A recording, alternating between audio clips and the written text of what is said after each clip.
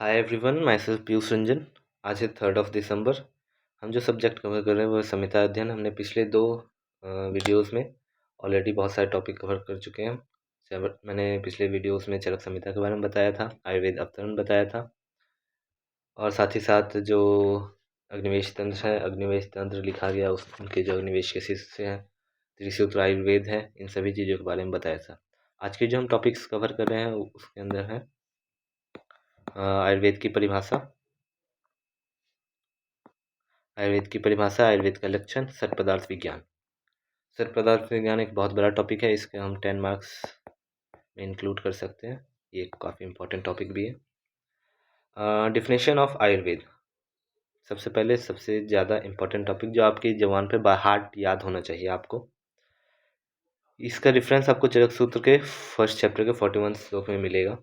हिता हितम सुखम दुखम आयु तस्य हिता हितम मानम च तच्च यत्र उक्तम आयुर्वेद स उच्यते। दैट मीन्स हिता हितम सुखम दुखम आयु तस्य हिता हितम। 4 प्रकार की आयु होती है: हितायु, अहितायु, सुखायु और दुखायु। हितायु, अहितायु, सुखायु और दुखायु, इन 4 प्रकार की आयु का वर्णन जिस भी वेद में, जिस भी ग्रंथ में मिले, मानम च, जिसका मान, तच्च यत्र उक्तम आयुर्वेद स उच्यते, जिस भी ग्रंथ मिले उसको हम आयुर्वेद कहेंगे, आयु का वेद कहेंगे। ये काफ़ी इंपॉर्टेंट श्लोक है, इसे बाय हार्ट याद होना चाहिए। आगे है आयु के लक्षण तथा पर्याय। आयुर्वेद के क्या लक्षण होते हैं, उसके क्या पर्याय माने गए हैं। आयुर्वेद के लक्षण होते हैं: शरीर इंद्रिय सत्व आत्मा संयोगो धारी जीवितम नित्यगश्च अनुबंधश्च पर्यायर आयुरुच्यते। ये भी काफ़ी इंपॉर्टेंट श्लोक है। इसका रेफरेंस है चरक सूत्र स्थान 1/42।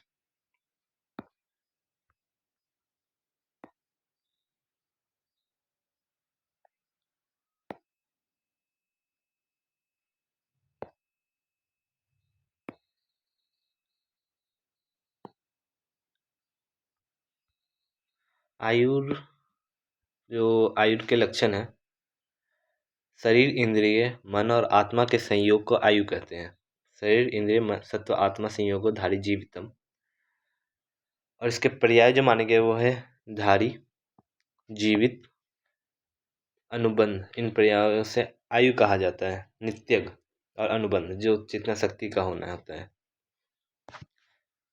मेनली शरीर इंद्रिय सत्व और आत्मा के संयोग को आयु कहा जाता है।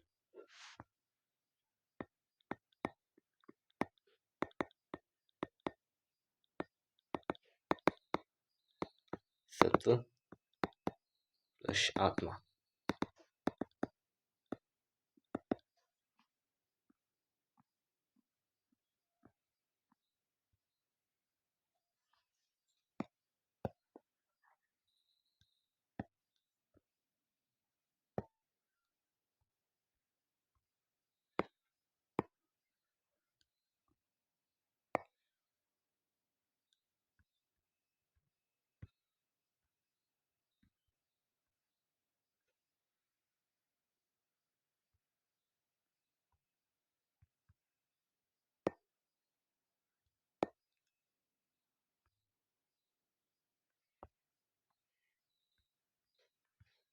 इनको आयु कहा जाता है। इनके पर्याय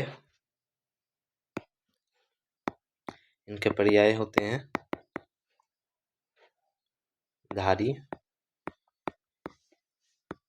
जीवित, नित्यग एंड अनुबंध।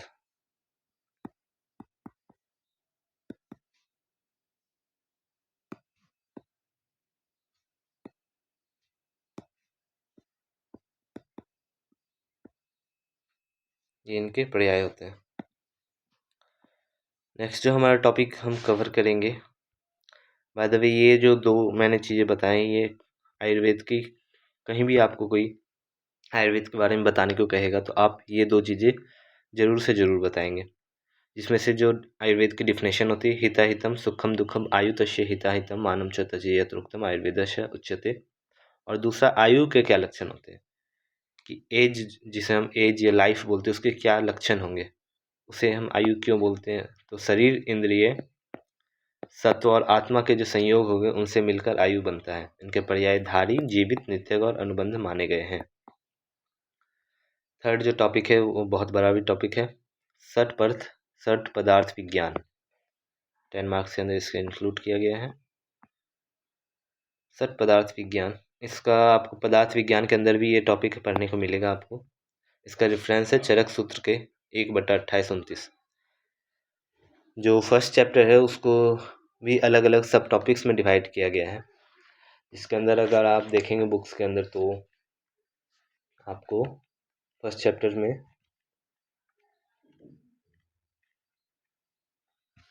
पहले तो आयुर्वेद अवतरण जो मैंने पढ़ा दिया है, दूसरा सठ पदार्थ विज्ञान, तीसरा धातु साम्य और त्रिदोष का विज्ञान, चौथा औषधि और चिकित्सक, ये चार, चौथा आपको फोर्थ में आपको द्रव्य का वर्गीकरण और पांचवा आपको औषधि और चिकित्सक के बारे में बताया गया है। तो अभी हम सेकेंड सब टॉपिक्स जो है कह सकते हो आप, सठ पदार्थ विज्ञान ये कवर कर रहे हैं।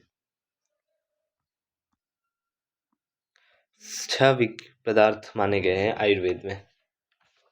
सठ पदार्थ जो आप जब आप श्लोक पढ़ेंगे तो महर्षियते यस्यते दद्य दद्यसु यथा वज्य ज्ञान चक्षुषा सामान्यम च विशेषम च गुणान द्रव्यानि कर्म च समवायम च तज्य ज्ञात्वा तंत्र उक्तम विधि माम स्थिता लेभिरे परमम सर्म जीवितम चाप्य नित्वरम। दैट इज, जब महर्षियों को आयुर्वेद का ज्ञान प्राप्त हो गया था त्रिसूत्र रूप में, तो उनको साफ साफ रूप में इन 6 पदार्थ दिखने लगे थे, यानी समझ में आ चुके थे। वह 6 पदार्थ कौन कौन से हैं? वह है सामान्य, ये 6 पदार्थ है आपके सामान्य, विशेष, गुण, द्रव्य, कर्म और समवाय, जो आयुर्वेद में 6 पदार्थ माने गए हैं। आगे ये जब आप मेडिसिन पढ़ोगे या फिर किसी भी सब्जेक्ट को पढ़ेंगे, उसका ये एक बेसिक टॉपिक है। 6 पदार्थ में सबसे पहले जो सामान्य और विशेष है, इनकी जो डिफिनेशंस दी हुई है, इनका रेफरेंस है फर्स्ट चैप्टर का 44th एंड 45th श्लोक। यह है सर्वदा सर्वभावानां सामान्यं वृद्धि कारणम ह्रास हेतु विशेषश्च प्रवृत्तिर उभयस्यतु। काफ़ी ज़्यादा इम्पॉर्टेंट श्लोक, काफ़ी ज़्यादा इम्पॉर्टेंट टॉपिक। सर्वदा सर्वभावानां सामान्यं वृद्धि कारणम ह्रास हेतु विशेषश्च प्रवृत्तिर उभयस्यतु, यानी सदा, ऑलवेज, सर्वभावानां सभी भावों में, सामान्य वृद्धि कारणम सामान्य से सामान्य की वृद्धि होगी, और ह्रास हेतु ह्रास के लिए विशेषश्च विशेष से ह्रास होगा।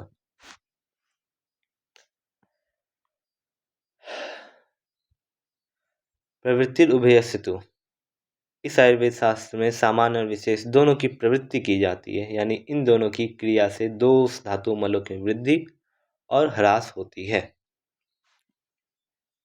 अब सामान्य से सामान्य की वृद्धि होगी और विशेष से ह्रास होगा। सामान्य को भी अगर आप जाओगे आगे, सामान्य 3 प्रकार के बताए गए, द्रव्य सामान्य, गुण सामान्य, कर्म सामान्य।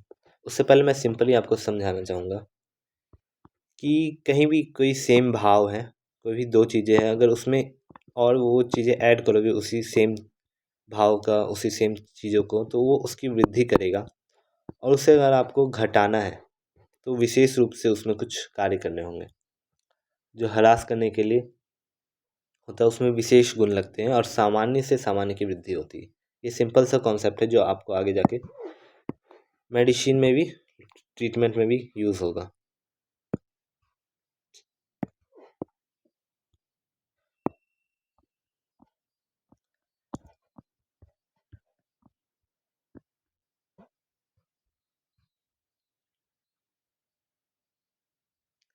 सामान्य को आगे इन्होंने 3 तरह के सामान्य बताए हैं, द्रव्य सामान्य,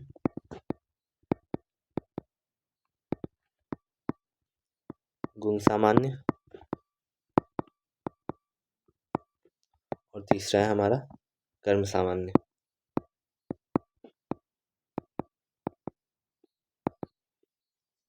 तीन तरह के सामान बताए हैं। अब जैसे इन्होंने कुछ एग्जाम्पल्स भी दिए हैं। द्रव्य सामान के एग्जाम्पल्स में आते हैं, मांस खाने से मांस की वृद्धि होती है।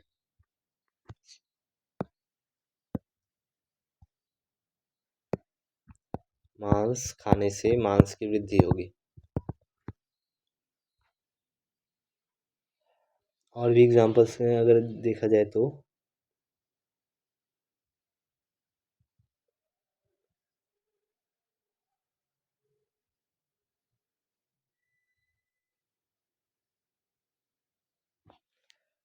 हाँ एक और एग्जाम्पल इन्होंने दिया है कि और घृत दुग्ध या घृत खाने से या दुग्ध और घृत को साथ में खाने से इनसे होती है शरीर में शुक्र की वृद्धि। इनको गुण, इनका जो गुण होता है जो मधुर होता है, ये गुण सामान्य के एग्जाम्पल हो जाएंगे। इनका दुग्ध और घृत का जो गुण होता है वो मधुर होता है, वो स्निग्ध होता है, वो शीत होता है। और सेम गुण कहीं ना कहीं आपको शुक्र के मिल जाएंगे जब आप शुक्र पढ़ोगे, चाहे वो एनाटॉमी हो जाए आपका, क्रिया शरीर में आप पढ़ोगे शुक्र के बारे में, या फिर रचना शरीर में पढ़ोगे तो मधुरम मधुगंधी चौ, इस तरह से आपको शुक्र के बारे में, शुक्र के गुण क्या होते हैं वो बताया जाएगा। तो शुक्र भी कहीं ना कहीं मधुर होता है, स्निग्ध होता है, शीत होता है, उसके लक्षण जो होते हैं। तो दुग्ध या घृत, इनके जो गुण होते हैं और जो शुक्र का गुण होता है वो सामान्य होता है, इस वजह से गुण समान का जो कॉन्सेप्ट यहाँ पर अप्लाई होता है। कर्म समान के कॉन्सेप्ट में अगर आप जाओगे तो वायु का कर्म होता है चंचलता, दौड़ना। जब भी आप पढ़ोगे क्रिया शरीर में तो उसमें रुक्ष, लघु, शीत, ये सारी चीज़ें वायु के आपको लक्षण मिलेंगे देखने को। तो दौड़ने से वायु बढ़ता है, कार्य करने से, ज़्यादा व्यायाम करने से शरीर में वायु बढ़ेगा, व्यायाम आदि करने से शरीर में वायु की वृद्धि होगी। व्यायाम,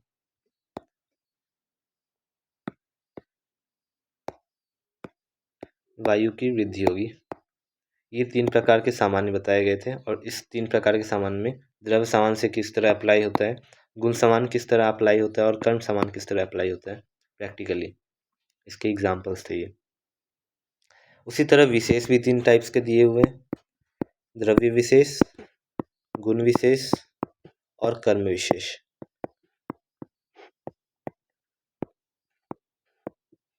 द्रव्य विशेष में है अस्थि मांस से विभिन्न विशेष होता है, मांस की वृद्धि होने पर अस्थि का प्रयोग किया जाए तो वह हानिकारक होता है, या वायु प्रधान जौहरी के सेवन से पार्थिव गुण विशिष्ट मांस का नाश करने वाला होता है। गुण विशेष के एग्जाम्पल दिए, वायु रुक्ष लघु शीत होता है, तेज स्निग्ध गुरु उष्ण होता है।